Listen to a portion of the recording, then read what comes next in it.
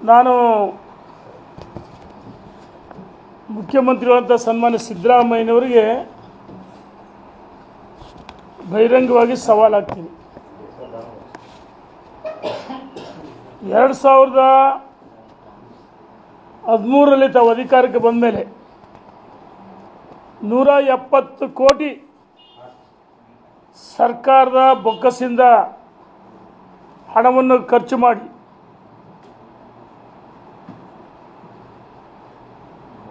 ಕಾಂತರಾಜ್ ಆಯೋಗ ಜಾತಿ ಜನಗಣತಿ ಚಾಲನೆ ಕೊಟ್ಟು ಸಮೀಕ್ಷೆ ಮಾಡಿಸಿದ್ರಿ.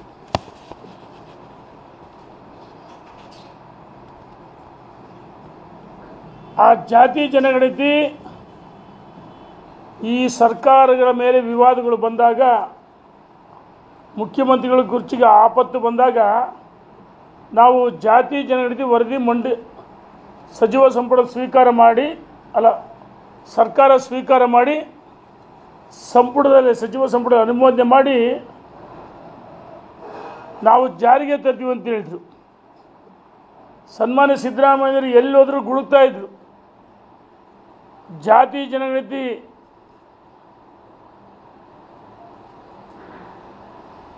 ಏನು ನಾವು ಮಾಡಿಸಿದ್ವಿ, ಇಂದು ಕಾಂಗ್ರೆಸ್ ಸರ್ಕಾರ ನಾವು ಮಾಡಿಸಿದ್ವಿ, ಈ ವರದಿ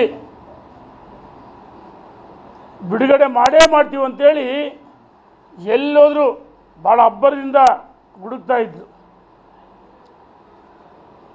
ನಾಡಿನ ಭಾಳಷ್ಟು ಸಮುದಾಯದ ಮಠಾಧೀಶರುಗಳು, ಮುಖಂಡರುಗಳು, ಅಖಿಲ ಭಾರತ ವೀರಶೈವ ಮಹಾಸಭೆ ಇರ್ಬೋದು, ನಮ್ಮ ಭಾರತೀಯ ಜನತಾ ಪಾರ್ಟಿ, ನಾವು ಜಾತಿ ಜನಗಣತಿ ಅವೈಜ್ಞಾನಿಕ ಅಂತೇಳಿ ಇದನ್ನು ಬಿಡುಗಡೆ ಮಾಡಬಾರ್ದು ಅಂತೇಳಿ ಒತ್ತಾಯ ಮಾಡಿದ್ವಿ. ಜಾತಿ ಜನಗಣತಿಯ ವಿರೋಧ ಇಲ್ಲ. ತುಳಿತಕ್ಕೆ ಒಳಗಾದ ಸಮುದಾಯಗಳಿಗೆ ಏನು ನ್ಯಾಯ ಸಿಗಬೇಕು ಅದರ ವಿರುದ್ಧ ನಾವು ಭಾರತೀಯ ಜನತಾ ಪಾರ್ಟಿ ಇಲ್ಲ. ನಮ್ಮ ಹೋರಾಟ ಒಂದೇ ಒಂದು, ಅವೈಜ್ಞಾನಿಕವಾಗಿದೆ, ಮರು ಸರ್ವೆ ಮಾಡಲಿ ಅಂತೇಳಿ ಭಾಳಷ್ಟು ಕಡೆ ಒತ್ತಾಯವನ್ನು ಮಾಡಿದ್ವಿ ನಾವು. ಆದರೆ ಸಿದ್ದರಾಮಯ್ಯನವರು ಮಾಡೇ ಮಾಡ್ತೀವಿ ಅಂತ ಹೇಳಿದರು. ಸನ್ಮಾನ್ಯ ಸಿದ್ದರಾಮಯ್ಯನವರೇ ಹಿಂದುಳಿದ ವರ್ಗದ ಸಮುದಾಯವರು ಬಂದಂಥ ಸಂದರ್ಭದಲ್ಲಿ ತಾವು ಅವ್ರಿಗೆ ಭರವಸೆಯನ್ನೇ ಕೊಟ್ಟಿದ್ರಿ. ಆದರೆ ಹೈಕಮಾಂಡ್ ನಿಮ್ಮ ಜಾತಿ ಏನು ಜನಗಣತಿ ಇತ್ತು, ಬಹುಶಃ ಕಾಂಗ್ರೆಸ್ಸಿನ ಹೈಕಮಾಂಡು ಆ ವರದಿನ ಕಸದ ಬುಟ್ಟಿಗೆ ಎಸ್ಬಿಟ್ರು. ಅವ್ರ ಹೈಕಮಾಂಡೇ, ರಾಷ್ಟ್ರೀಯ ನಾಯಕರು ಕಸದ ಬುಟ್ಟಿಗೆ ಎಸ್ಬಿಟ್ರು. ನಾನು ಕೇಳ್ತೀನಿ, 170 ಕೋಟಿ ಸರ್ಕಾರಿ ಹಣದಲ್ಲಿ ಜಾತಿ ಜನಗಣತಿ ಮಾಡಿಸಿದ್ರಿ. ನಾವು ಹೇಳಿದ್ವಿ ಅವೈಜ್ಞಾನಿಕ. 10 ವರ್ಷಗಳ ಹಿಂದೆ ಮಾಡಿದಂಥ ಜಾತಿ ಜನಗಣತಿಯನ್ನು ತಾವು ಯಾವ ರೀತಿ ಬಿಡುಗಡೆ ಮಾಡ್ತೀರಿ? ದತ್ತಾಂಶ ಸರಿಯಾದ ರೀತಿ ಸಂಗ್ರಹಿಸಿಲ್ಲ, ಯಾರ ಮನೆಗೂ ಹೋಗಿ ಜನಗಣತಿ ಸರ್ವೆ ಮಾಡಿಸಿಲ್ಲ, ಕಾಂತರಾಜ್ ಆಯೋಗ ಮೂಲ ಪ್ರತಿನೇ ಇಲ್ಲ ನಿಮ್ಮ ಹತ್ರ, ಯಾವ ರೀತಿ ಬಿಡುಗಡೆ ಮಾಡ್ತೀರಿ ಅಂತ ನಾವು ಅನೇಕ ಬಾರಿ ಸರ್ಕಾರಕ್ಕೆ ಪ್ರಶ್ನೆಯನ್ನು ಕೇಳಿದ್ವಿ. ಸಿದ್ದರಾಮಯ್ಯನವರೇ 2013ರಿಂದ 2018ರವರೆಗೂ ನಿಮ್ಮ ದಿಟ್ಟ ನಿಲುವು ನಾವೊಬ್ಬ ಹಿಂದುಳಿದ ವರ್ಗದ ನಾಯಕರು ಒಪ್ಕೊಳ್ತೀವಿ.